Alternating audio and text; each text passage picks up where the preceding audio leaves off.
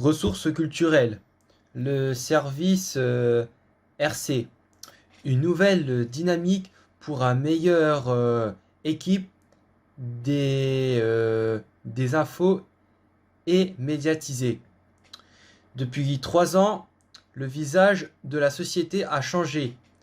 Plus d'acteurs, plus d'influenceurs, les besoins ont évolué suite à la fusion des 50 États, la crise sanitaire et la revalorisation salariale partielle liée aux décisions gouvernementales fédérales n'ont fait qu'accentuer les difficultés de recrutement déjà présentes.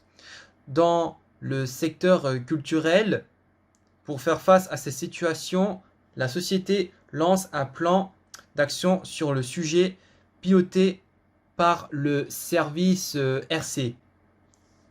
Un constat. À l'issue du séminaire de direction 2021, la société décide de bâtir une stratégie ressources culturelles avec un plan d'action concret pour les 2 années à venir.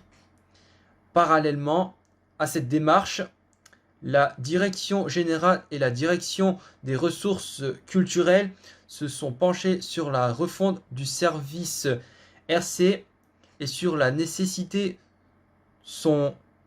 de renforcer l'équipe en 2022. L'équipe RC est donc passée de 3 à 5 personnes avec la création d'un pôle de développement RC. Ce dernier est en charge d'apporter un soutien aux établissements concernant le recrutement et la fidélisation des salariés. Cela passe par le développement de la marque employeur, la formation professionnelle, la gestion des emplois et des parcours professionnels et l'innovation en matière de recrutement. Ce pôle vient renforcer les autres membres du service médiatisé sur le volet social des ressources culturelles. Avec une répartition des tâches entre chaque membre de l'équipe, nous pourrons répondre de façon plus qualitative aux besoins et attentes des nouveaux jeux et applications, nous dit le directeur des ressources culturelles de Nintendo et Walt Disney. Elle ajoute: depuis la fusion, nous n'avons pas encore travaillé sur la marque employeur de Nintendo. Nous devons donner de la visibilité à la société et souhaitons que chaque salarié puisse avoir un sentiment d'appartenance, non pas seulement à son établissement, mais également à la société Nintendo. Une première étape avec l'arrivée de Shuntaro Furukawa, responsable du développement de Nintendo depuis 2018. Les premières actions en lien avec le recrutement se sont mises en place dès cet été. Renforcement des partenariats avec les entraîneurs et plus. Avec les acteurs institutionnels, Pôle emploi, mission locale, CAP emploi et professionnels du recrutement, cabinet, agence.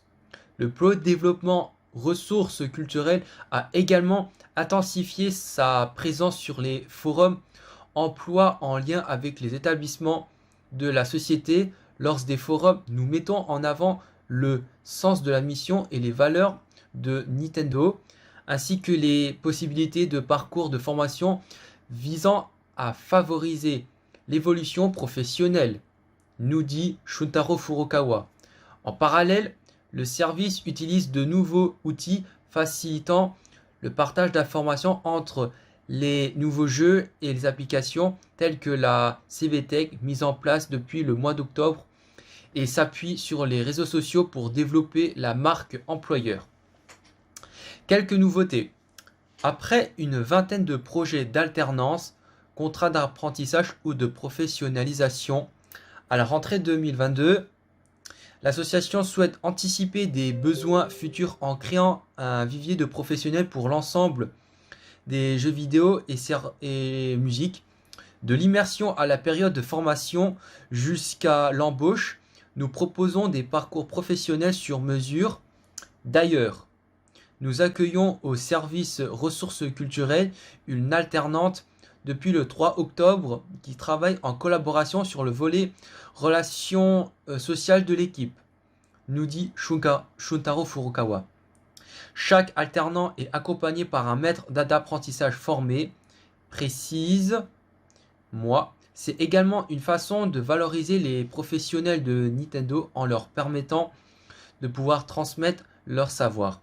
Enfin, grâce à une équipe renforcée, j'ai pu confier de nouvelles missions à l'assistante RC, d'être référente de la fabrication.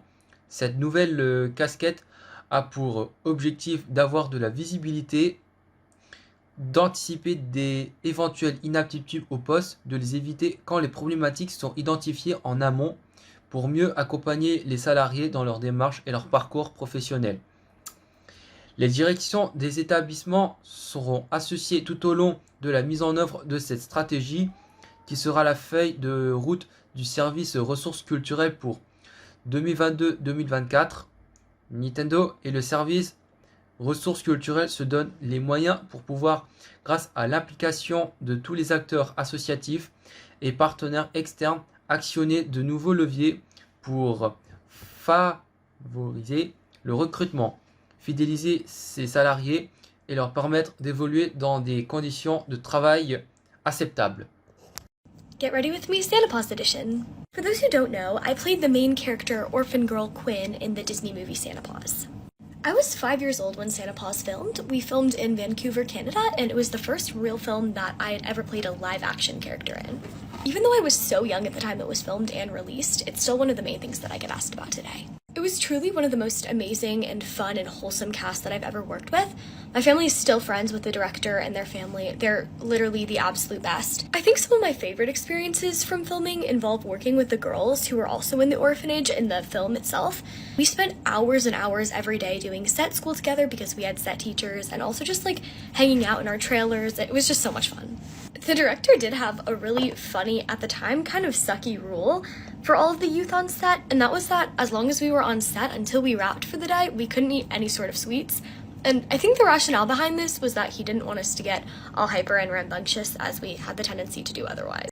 Obviously, there were a ton of animals on set. There were a lot of dogs. We got to hang out with them. They were the best. I remember two in particular. Their names were Cotton and Blanket, and they were these like twin set of dogs that they used to film, and they kind of switched them out. They were so sweet. I was obsessed with them. Towards the end of filming, they actually asked my family if we wanted to take home one of the dogs and adopt one for free.